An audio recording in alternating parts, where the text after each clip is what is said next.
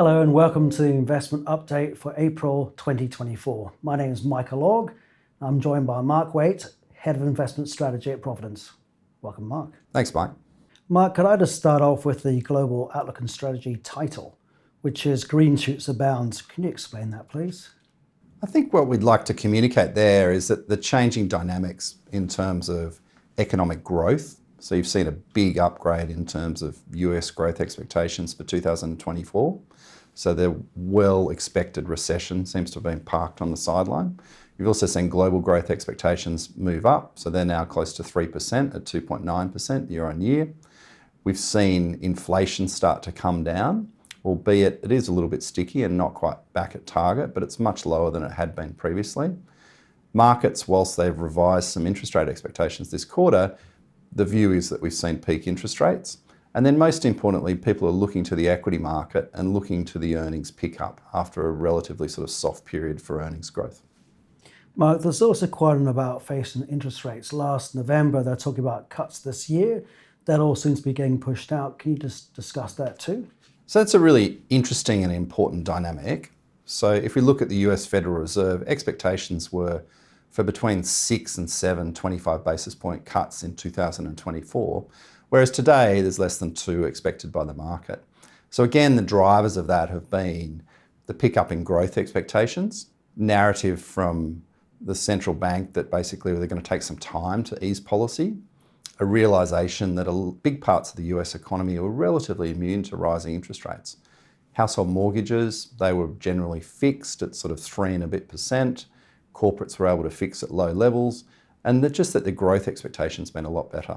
Something you mentioned before about the broadening out in the equity market. Where has this taken place and what ramifications are there? Yeah, so if we think back to the previous narrative of the equity market was that it was a narrow rally led by the Magnificent Seven, the tech and the healthcare stocks. And what's been really pleasing during the first quarter is, as we'd been hoping, you've started to see more breadth in the market. So breadth can be recognised statistically. So if you look at the US S&P 500, the Euro Stoxx 600 or the topics, by the end of the quarter, around about 77% of each of those markets were above their 200-day moving average. So you've seen good progression in terms of stock performance. Second of all, within the sectors, we've seen some really good performance from different parts of the market beyond the Magnificent Seven. We'd highlight things like mid-caps. So the S&P 400's had a pretty solid quarter. The Japanese market, so the Nikkei was up close to 20% for the quarter. And you've also seen other markets performing quite well. So it's really sort of broadened out in terms of the rally and can no longer be looked at as quite a narrow rally. And Marc, there are laggards though. I mean, small caps in particular, I'm thinking, and Chinese equities. Can you just discuss that as well?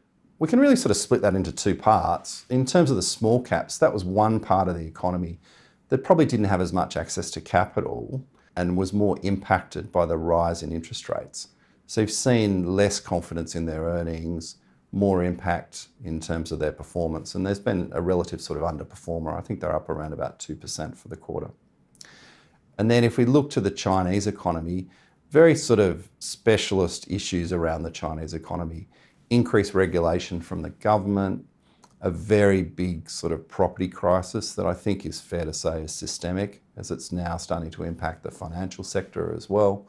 And you've just seen a real sort of lack of confidence in the Chinese economy, and that market has continued to sort of underperform. And Marc, earnings expectations are always important, but more so at the moment. Why is that?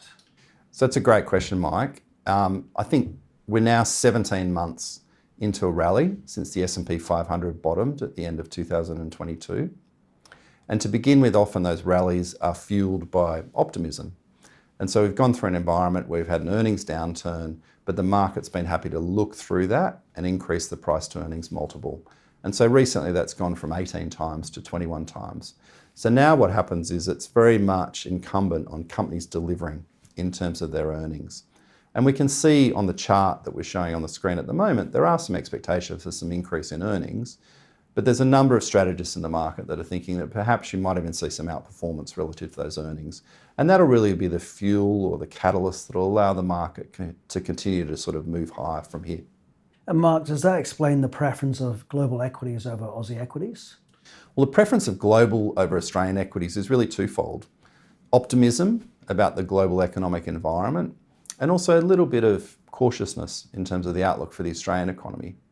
So if you look at the chart on screen at the moment, you can see that household consumption's been quite subdued of late in Australia.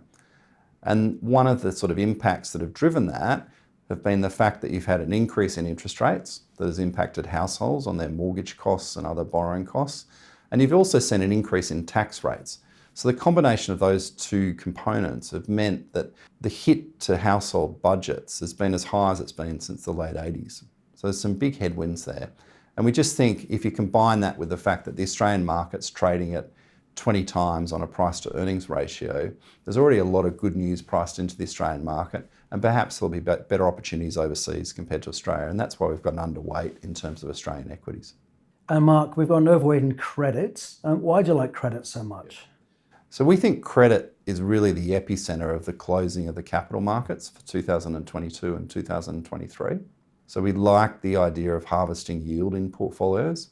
And when we look at the all-in yield and the expected return with high quality credit managers who are able to manage the default cycle, who are able to manage the downside, that we should be expecting equity-like returns from credit.